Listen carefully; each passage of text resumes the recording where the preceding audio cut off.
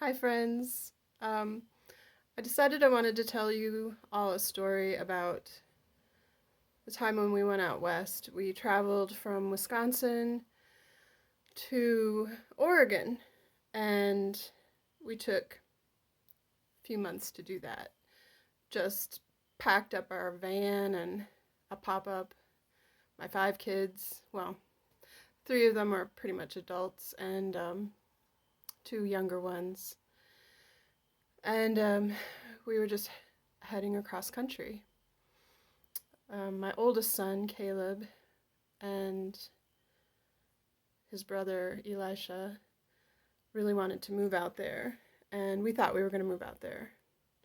And so, anyway, we were just kind of crossing some things off our bucket list while we were on the way, like going to um, Bear Lodge, or as it's more commonly known, Devil's Tower, and a few things like that. And in um, in Oregon, we stopped in Ashland, Oregon, and we got a campground.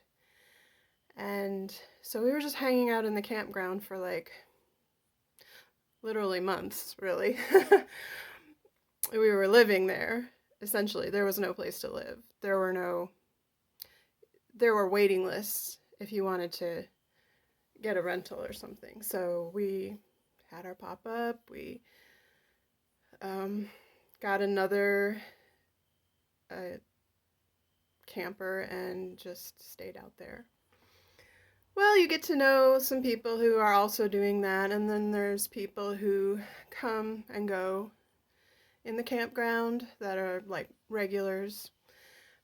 Well, anyway, there was this couple. They were an older couple. They looked, I don't know, they just look so perfect or something. You know, like they're the couple who they go and play tennis every morning in their perfect outfit, and they look like they don't have a worry in the world.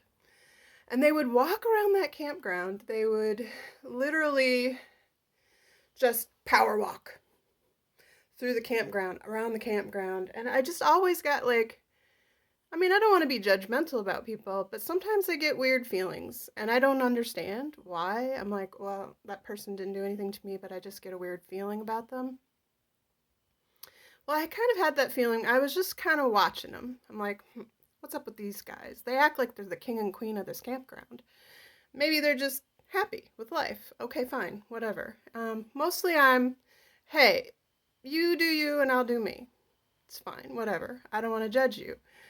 Um, and but I noticed they would hand out tennis balls. Speaking of tennis balls to all the children in the campground, and they would go and talk to the children.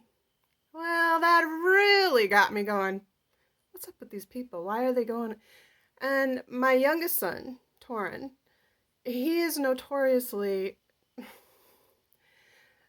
uh, reticent. I'll just say that, um, especially if it's someone he doesn't know is coming up and talking to him and being real social.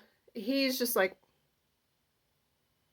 why are you talking to me? Did I look at you? Did I, he's just, and he was much younger at this point too. He was only like 6, I think.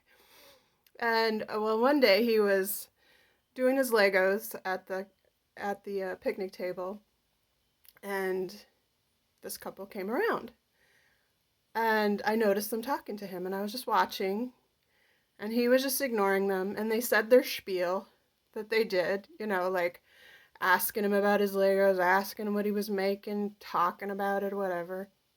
And I'm like, okay, move along. And they did, you know.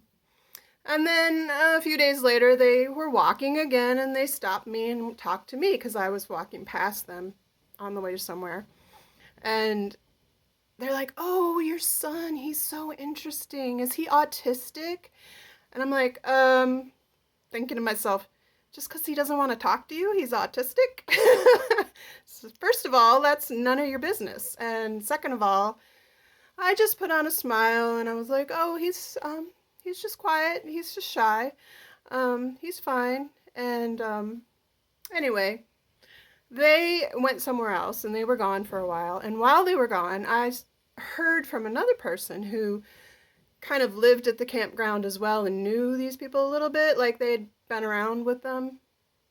And it turns out that they would keep their eyes out for families that had children that they could call social services on them and take their kids away. Like, "Oh, you're not doing this with your kids. You're not." Well, I homeschool. And because I homeschool, well, I found out that they were talking to one of my daughters, my oldest daughter. And they were pumping her for information. And I guess when they found out that I had registered them for school, um, they, I guess, thought we were okay or something. I don't know. It's just creepy. Just creepy. Like, what are you doing? And anyway, my radar was out big time after that. I was like, "Oh, no, no, no. That's not going to fly. That's not okay. You don't get to just come talk to my kids. You got a question? You come talk to me. You know, what are you doing? Going around, sneaking around, handing out tennis balls to kids." It was just seriously creepy. And I already, like, there's so many people out there that want our kids' people. They're not good people. They're not just looking out for the little kids who are being abused. I mean, you would hope so, but come on. We know that's not what's going on. There's a lot of kids going missing in this world. There's a lot of just really dark, horrifying people in the world. And anyway, my radar is up. I'm like, I got my eagle eye out for this couple. I see them back. My oldest son is out washing dishes. I have a clear sight out of our RV to where he is. And I see this woman come up to him and start talking to him. And I can tell she's grilling him because I know my oldest son too. And I know how he is with people when they're asking him questions. And he's not like, why are you coming over and talking to me? I don't know you. Why are you asking me questions? And anyway, ooh, I was mad.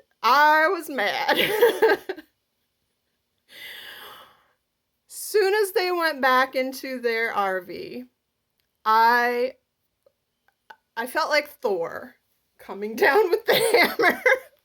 Electricity coming off of me. I don't even remember what I said to these people. I do remember I came at them and I stopped at the edge of their campground because I'm like, well, I'm not going too close. Like I wanted there to be a little bit of, look, there's a barrier. It's okay for me to come here and I'm talking to you and I'm going to talk loud. And everybody in earshot is going to hear what I have to say. And I told them, without calling them out for being creepers, I called them out. And they felt it. And the husband wouldn't even come out of the RV. He just stood at the door and watched. And the wife was like, "Oh, it's fine. I talked to you. And I realized that you were good parents." And she kept doing this I'm like, so I threw it back at her. I'm like, "Your little weird witchcraft hand signs aren't going to work on me, lady." And I just threw it back at her and I just laid the line out. I'm like, "I got my eyes out on you. I know who you are. I'm watching you." And I swear, I stayed awake practically the whole night. Just like, at this point, I wasn't even a Christian anymore. I was pagan, if you want to say, at this point, still in my life. But Even when we think we've dropped Jesus' hand, he still got us.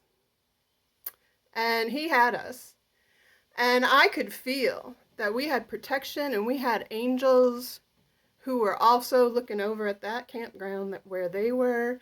And they were just like a couple, they were like 3 or 4 campers away from us. They left in the wee hours of the morning before anybody else in the campground was awake. They hightailed it out of there. And that told me they were guilty of everything I was implying. And I just thank God so much that he has us even when we think we don't need him, that we think we don't need help. He's looking out for us. And we have our intuition. We have the Holy Spirit, and he speaks to us. And don't ignore that. Don't ignore when you feel like something's wrong. Anyway, I just wanted to share that, and for what it's worth, I hope you enjoyed that story and have a wonderful day.